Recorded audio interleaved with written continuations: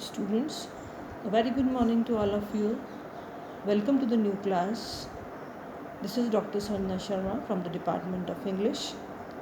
Students, today we are going to discuss briefly the biography of eminent Victorian English poet Robert Browning. Students, Robert Browning was born in the year 1812 in Camberwell in England.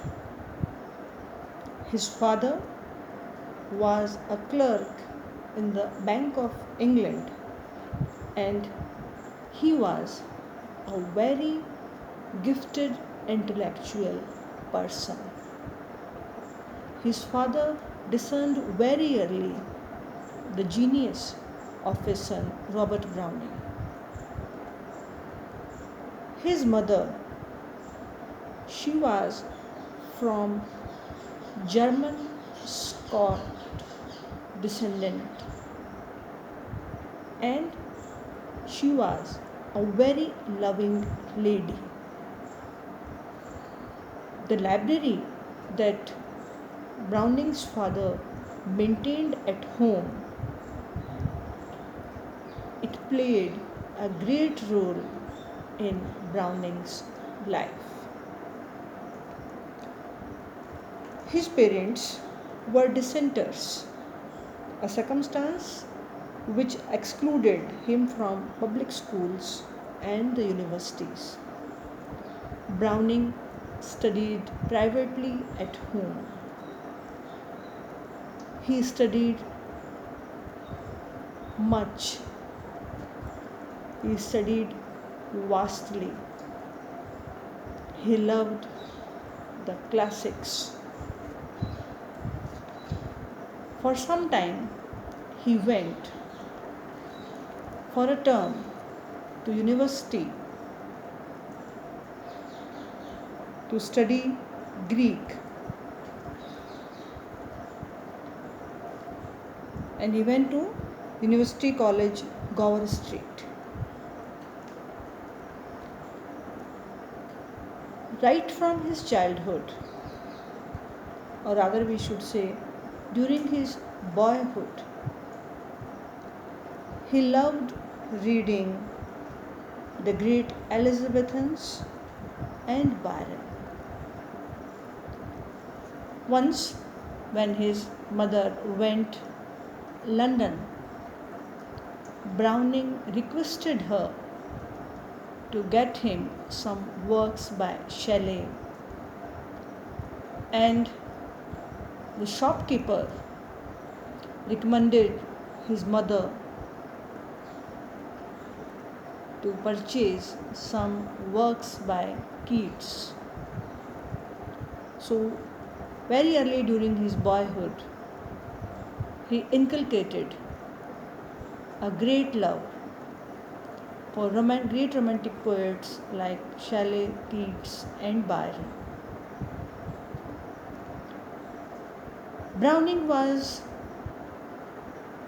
very much interested in travel, and you will be surprised to know that in the year 1834, Browning rode to Russia and covered almost 1500 miles. He loved Italy throughout his life. When he fell in love with poetess Elizabeth Barrett, and when her father was not interested in letting Browning marry his daughter, both of them eloped to Italy. They married secretly, and till his wife's early death,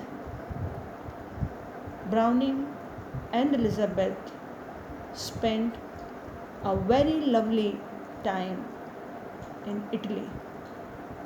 The period that he spent with his very lovely wife Elizabeth Barrett. It was the happiest period of Browning's life, and after her death, he came back to England and he devoted himself to literature and to bring up his son.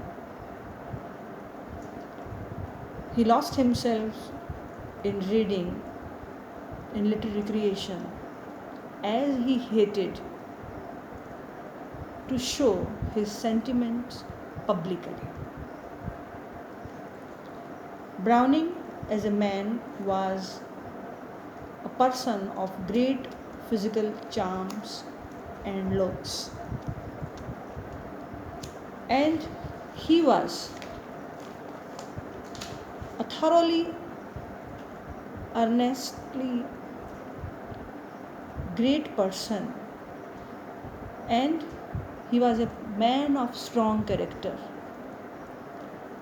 He was a very congenial person.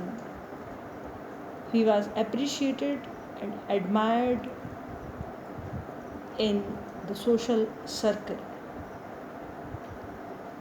He was an unassuming man. He never showed airs of intellectuality in the society. He was not only a great poet or the writer of dramatic monologues, he wrote 8 dramas as well.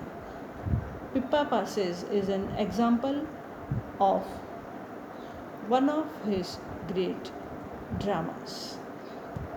He was very deft at writing, dancing, drafting, and he was one of the greatest poets that English had ever seen. Thank you very much, students. This much for today.